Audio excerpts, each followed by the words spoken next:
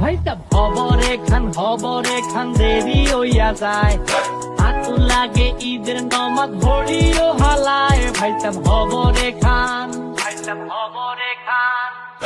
এক বছরে দুই আন খুশি আমরা মুসলমান, একখান হইল রমজানের ঈদ আর একটা কুরবান। ভাইটা পাতি কুলা খান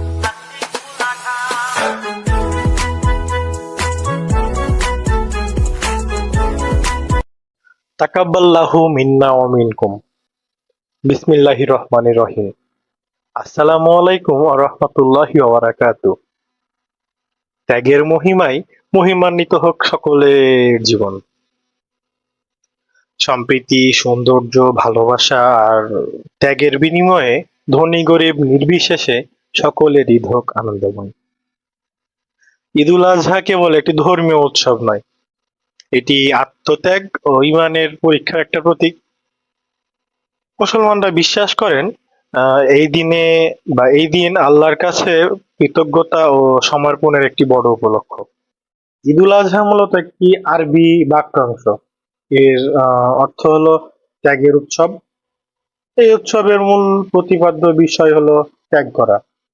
এই দিনটিতে মুসলমানেরা ফজরের নামাজ পড়ে নামাজের পরে ঈদগাহে গিয়ে 2 রাকাত ঈদুল আজহার নামাজ আদায় করে, পরে স্ব আর্থিক সামর্থ্য অনুযায়ী গরু, ছাগল, ভেড়া, মহিষ কিংবা উট আল্লাহর নামে কুরবানি করে। ঈদুল আজহা সম্পর্কে তো জানলেন, এবার নিশ্চয়ই আপনাদের আগ্রহ হচ্ছে যে আমাদের আউটফিট নিয়ে, ঠিক বলেছি না? আচ্ছা, চলুন এবার তাহলে সেই সম্পর্কে আপনাদের কিছুটা ধারণা দিই।